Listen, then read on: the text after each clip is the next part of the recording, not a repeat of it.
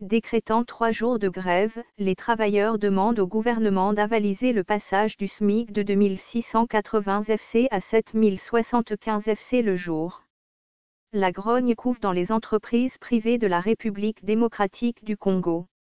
À la base, le retard dans la signature du décret autorisant l'entrée en vigueur du nouveau salaire minimum interprofessionnel garanti, SMIG.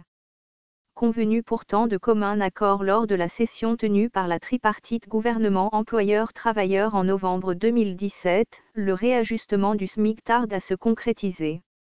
D'où la colère des syndicalistes.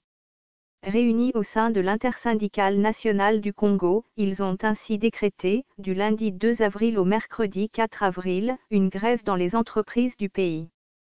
Ce sera la toute première fois depuis 1960 que les travailleurs de toutes les sociétés privées de notre pays vont observer une grève générale pendant 3 jours pour une cause juste, commente à ce propos Guy Cucu, le président de l'Intersyndicale nationale du Congo. À travers ce mouvement, nous voulons pousser le gouvernement à prendre ses responsabilités.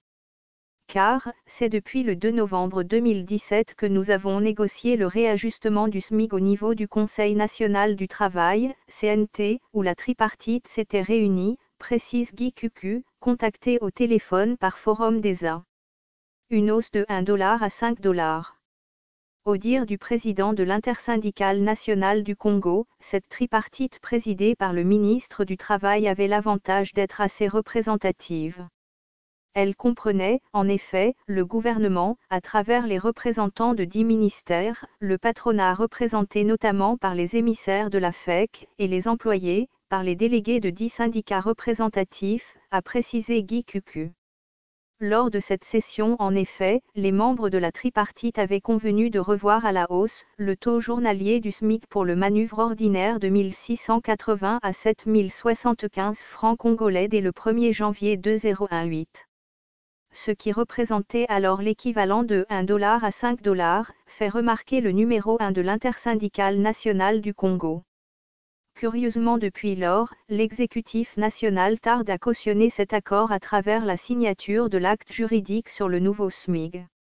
Nous voulons donc à travers la grève pousser le Premier ministre à signer ce décret qui permettra de rendre obligatoire le nouveau SMIC dans le chef des entreprises privées de notre pays, lors du paiement de leurs employés, conclut Guy Cucu. Ce fichier audio a été créé par Panopreté Basic, vous pouvez le télécharger sur www.panopreter.com.